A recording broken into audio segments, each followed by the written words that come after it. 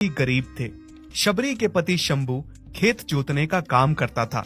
शंभू जो कुछ भी मुश्किल से कमा पाता था वो सब परिवार की देखरेख में मारुति की पढ़ाई में खर्च कर देता था। फिर एक दिन की बात है। अरे सुनती हो भाग्यवान, मैं काम पर जा रहा हूँ। आज मालिक मुझसे 2 खेत और जितवाएंगे, तो हो सकता है मुझे घर आने में देरी हो जाए।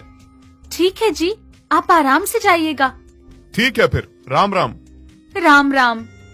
शंभू के खेत में हीरा बैल भी काम करता था। हीरा शंभू से बहुत चलता था क्योंकि हीरा की कोई संतान नहीं थी जो उसे बुढ़ापे में कमा के दे सकती, पर शंभू के पास उसका बेटा मारुति था। जब शंभू खेत जोतने जाता है तो हीरा उसे मारने की योजना बनाता है। हीरा कहता है, इस शंभू के पास एक बेटा है और मेरे पास कुछ भी नहीं। मुझसे इसका ये खुशहाल जीवन देखा नहीं जाता। आज मैं इसे चांद से मार कर ही रहूंगा। फिर जैसे ही शंभू खेत जोत रहा होता है वैसे ही हीरा उस पे लोहे की रॉड से वार करता है और शंभू वहीं गिर के ढेर हो जाता है। हीरा ये दिखाने के लिए कि उसने शंभू को नहीं मारा, चिल्ला चिल्ला के खेत के मालिक को बुला लेता है। बचाओ बचाओ, देखो मालिक। क्या हुआ हीरा? और ये शंभू कैसे गिरा पड़ा है? इसे क्या हुआ? मालिक, मैं बस थोड़ी देर के लिए खेत छोड़ के पानी पीने गया था। तब तक शंभू सही से काम कर रहा था, पर जब मैंने वापस आकर देखा तो ये ऐसे नीचे पड़ा था और इसके सर से खून भी आ रहा था।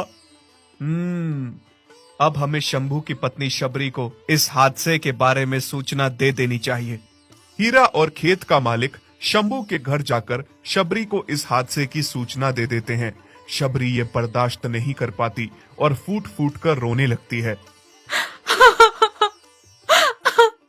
ये क्या हो गया? क्या बिगाड़ा था मेरे पति ने किसी का? इन्होंने तो आज तक किसी का गलत नहीं किया। हे राम, क्या यही है आपकी भक्ति का नतीजा? क्या अपने भक्तों के साथ आप न्याय इस प्रकार करते हैं?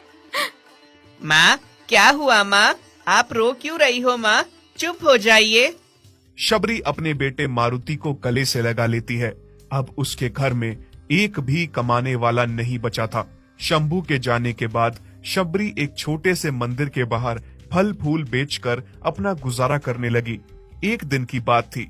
शबरी कुछ फल फूल लेकर मंदिर के बाहर खड़ी थी। साथ में उसका बेटा मारुति भी था। तभी बहुत तेज आंधी आती है और सभी लोग मंदिर के अंदर चले जाते हैं तूफान से बचने के लिए। पर जैसे ही शबरी और मारुति अंदर जाने वाले होते हैं उन्हें कोई भी अंदर नहीं घुसने देता। ए भिखारन, तू कहाँ चली आ रही है अंदर, और अपने इस गंदे से बच्चे को भी ला रही है? तू तो नहाई भी नहीं है लगता। तू अंदर आकर मंदिर को दूषित करना चाहती है। चल भाग यहाँ से। हाँ हाँ, तुझे क्या लगता है तुझे मंदिर के बाहर खड़े होने देते हैं इसका मतलब तू अंदर भी चली आएगी? इन गरीबों को उंगली पकड़ाओ तो ये हाथ पकड़ लेते हैं। चल बाहर निकल यहाँ से। देख नहीं रहे हो हीरा भैया, कितनी तेज आंधी आ रही है। सब चीजें इधर उधर उड़ रही है। मेरे साथ मेरा बच्चा मारुति है। अगर मुझे अंदर नहीं भी लेना चाहते हो तो कृपया करके मारुति को तो अंदर ले लो। दया करो भैया।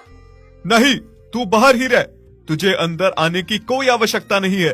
तू और तेरा बच्चा अंदर आकर भगवान को दूषित कर देंगे।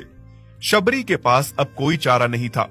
आसपास के पेड़ टूट टूट कर गिर रहे थे। चीजें इधर उधर गिर रही थी। शबरी अपने मारुति बछड़े को गले से लगा लेती है और बैठकर राम भगवान को याद करती है। हे राम, हे राम।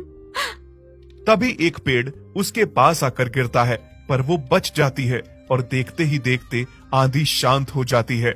शबरी सब कुछ ठीक होते ही मारुति को लेकर घर चली आती है।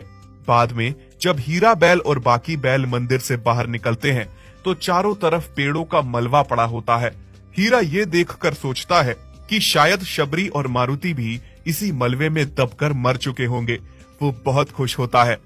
थोड़े दिनों में शबरी के घर पे अयोध्या में बन रहे श्री राम मंदिर के लिए चंदा लेने के लिए कुछ लोग आते हैं। हाँ बहन जी, भगवान राम का मंदिर 550 साल बाद अयोध्या में बनकर तैयार हो चुका है। 22 जनवरी को उसकी प्राण प्रतिष्ठा है। आप कुछ चंदा देना चाहोगी? क्या मेरे भगवान राम का मंदिर बनके तैयार हो गया है? इससे बड़ी तो कोई बात हो ही नहीं सकती मेरे लिए। मैं चंदा